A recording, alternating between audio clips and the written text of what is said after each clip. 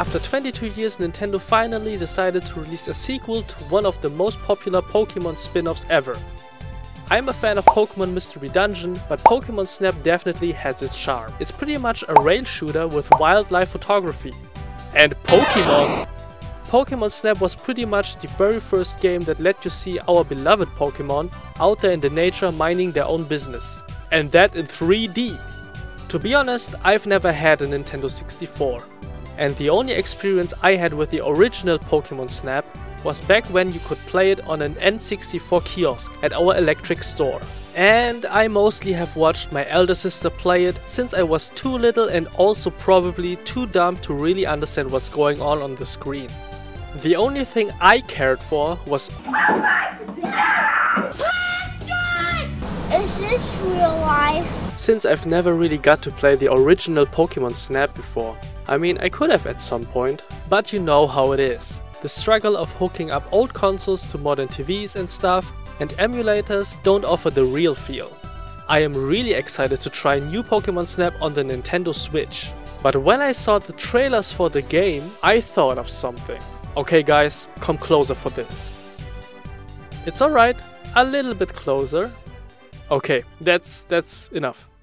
So, what if we could play Pokémon Snap in real life?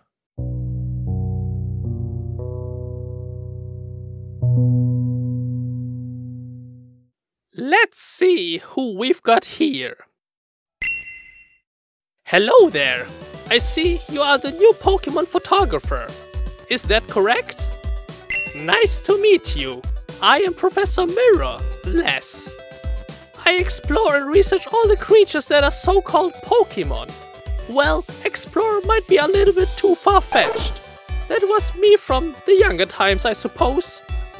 Well, since you're here, I bet you can't wait to get your camera, right? So here you can choose between these three. All of them are perfect for beginner photographers that want to start their journey of Pokémon photography. First we have Chamaiso, a camera that will serve you very well in every weather condition, even if you wish to explore areas of extreme heat or freezing cold. Then we have Episaur, when it comes to taking photos of Pokémon that camouflage themselves really well in nature. This camera will make sure not to disappoint you. Last but not least, we've got Shaturtle.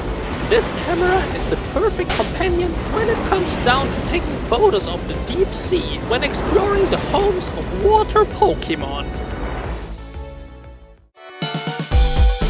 Which starter do you choose?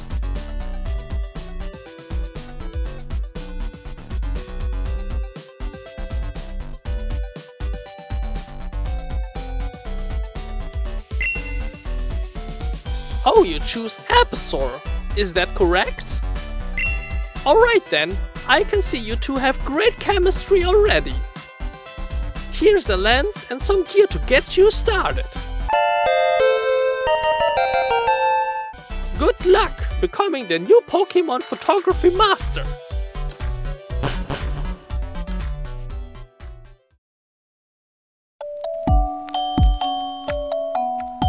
Our first location is the so-called Mount Dragon or Mount Devil. Not quite sure actually. Anyways, it's not too high, which makes it a really cool spot for picnics and kite stuff. But we are here for the Pokémon photos and not picnics. For the first motive I found this nice tree which was pretty secluded and had this lovely thin lane leading to it. And well, who would have guessed that we find a Snorlax napping right under the tree? I mean, Snorlaxi, are normally too lazy to hike this mountain.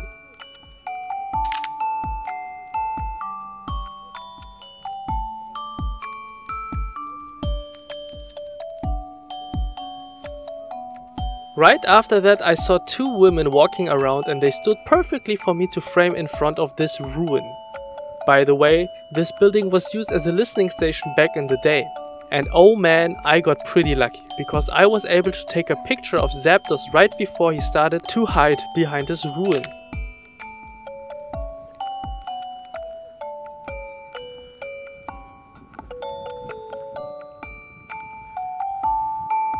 Excited because I was able to take a picture of a legendary bird, I wanted to take more pictures that focused on the sky. Normally I would have expected to take a picture of a bird Pokemon, but man, Arceus was gracious today. Thus I was able to get a picture of a Dragonite flying by.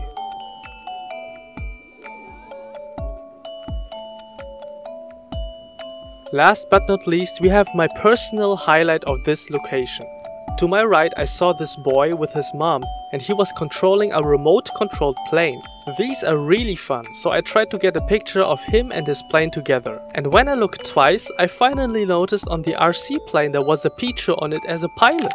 I really like how this picture turned out. Especially in this case, the writing on the back of his shirt may sound a bit cheesy, but it surely fits the theme here.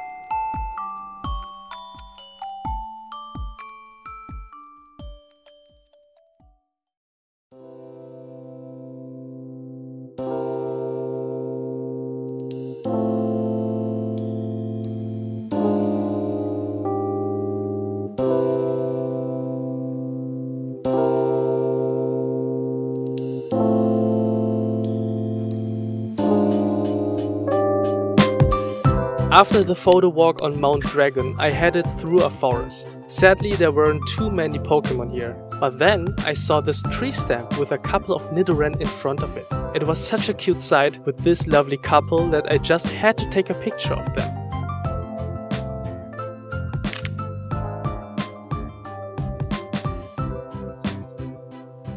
But I quickly moved on because I wanted to let them have their privacy.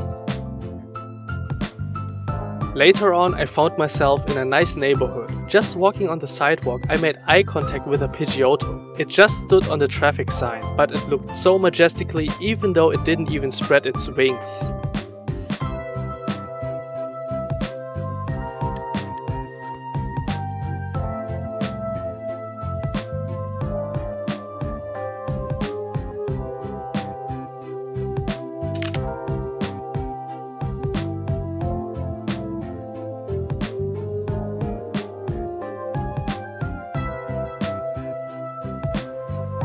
Following the road, I went through a tunnel. Suddenly I felt a little bit colder than before. I suspected some ghost Pokemon nearby. I was actually a little bit afraid to walk further, so my telezoom lens came in handy. I first took a wider shot and saw that a Ghastly was waiting at the other side of the tunnel. After I zoomed in and took another shot, I saw that Ghastly was not alone and had a Shuppet as company.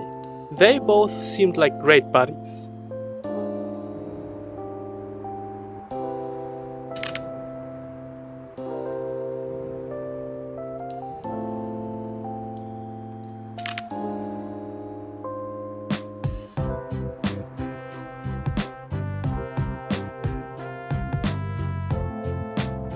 Since I didn't want to disturb them, I turned around and noticed one of my favorite Pokemon chilling on the stairs. It's a Scrafty, pretty much the hoodlum Pokemon, you could say.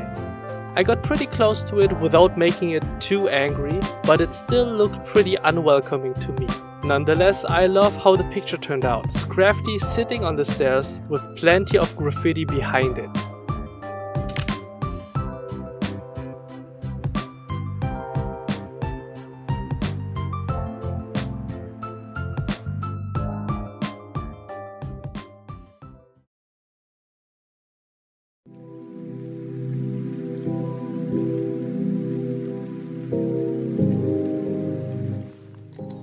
Well, you know what they say, another day, another Pokemon walk, hooray!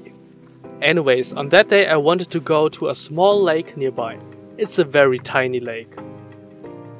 On my way, I got passed by a runner with his growler. It's always nice to see people active in the morning.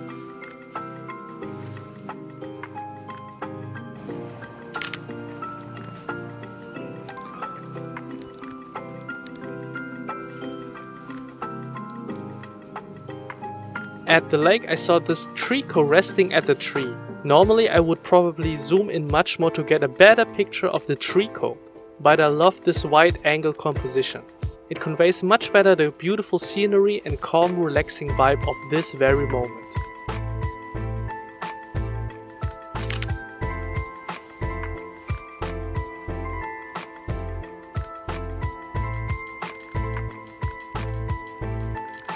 While I was making my lab, I saw these two mudkips across the lake. One of them was even sitting, which apparently they do, and I didn't know. I took a picture of them while they were having a nice chat. What were they discussing? I don't know, and we'll probably never know.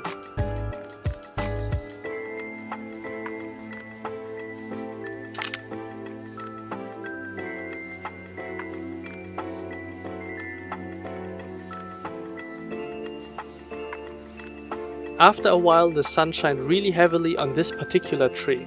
At first glance it looked pretty normal, but at second glance I saw this spinnerack in partial shade. I immediately took a photo because spinneracks are rarely encountered in broad daylight. They mostly come out when it's dark outside.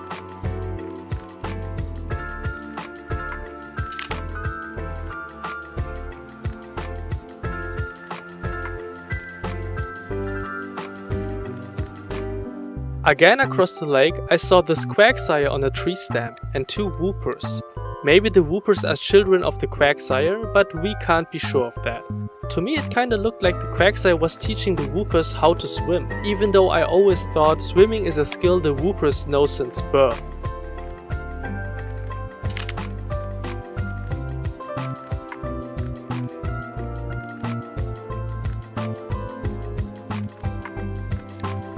Just before finishing the lab around the lake, I saw this Jigglypuff in the middle of the small meadow. It was actually singing, so I was really lucky that I was using my earphones listening to a podcast. Otherwise I might have fallen asleep by Jigglypuff's song.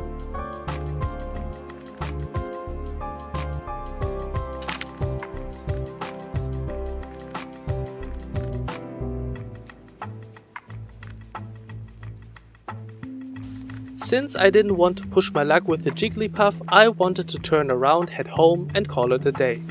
But when I turned around, I noticed that the moon was visible in broad daylight.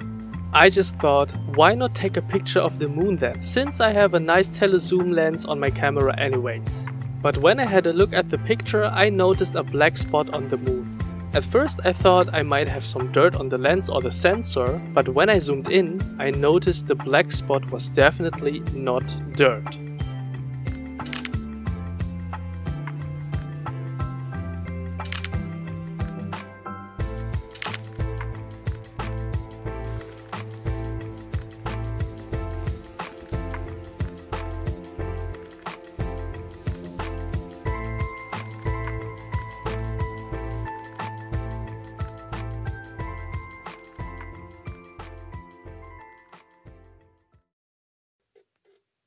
So, I know, and you already know, the Pokémon in the photos are not real. I basically drew them digitally into the shot. But it would be fun if there was a chance to really play Pokémon Snap in real life, or in VR at least. I recently got into photography, videography, camera gear and stuff. That's why I wanted to try to combine that with digital art. I hope you enjoyed the result. If you would like to see how I draw digitally and maybe would like to chat with me about art, cameras, anime and other stuff, tune in on my Twitch stream at twitch.tv/ljmynet. I mainly draw stuff. For example, I drew the Pokémon into the photos live on stream. You can join my stream every Monday, Wednesday and Friday at 10 PM CET, Central European Time. All in all, this video was very fun to make and I totally recommend trying it out yourself. I mean, you don't really need a camera. You can use your phone and then paint Pokémon into the pictures. And if you decide to try it out and publish your works on social media, be sure to tag me at ljmynet because I'm really interested in what you come up with. Which Pokémon picture did you like the most? Let me know in the comments, and while you're at it, please leave a like and subscribe to the channel because it helps out a lot. Okay then, bye!